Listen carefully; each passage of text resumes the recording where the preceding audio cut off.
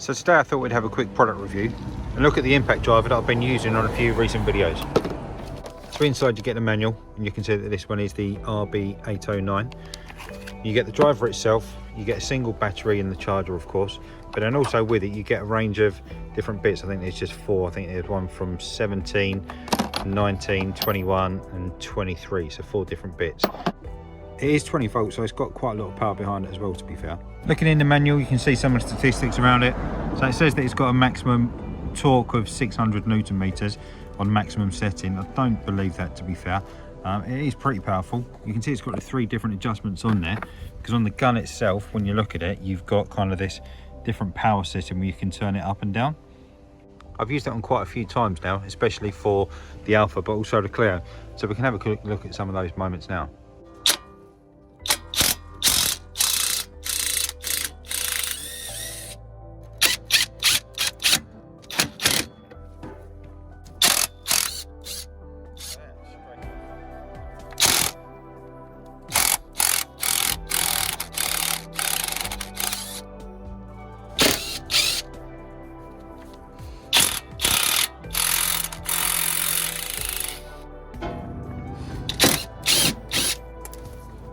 So this one as well is a 1/2 inch bit, so obviously you can put your driving bit straight on there.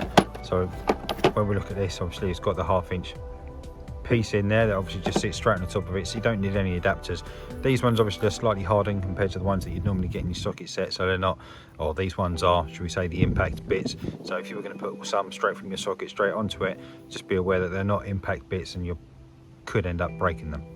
Since I got this, I must admit, I've been so impressed with it. It's worked really well. It's got me out of quite a few holes. Certainly the Element when we did the Clio and we removed the shocks for that. Some of the bits on here when we did some of the drop links as well, when it just put them straight on. So impressed with it, really happy with it.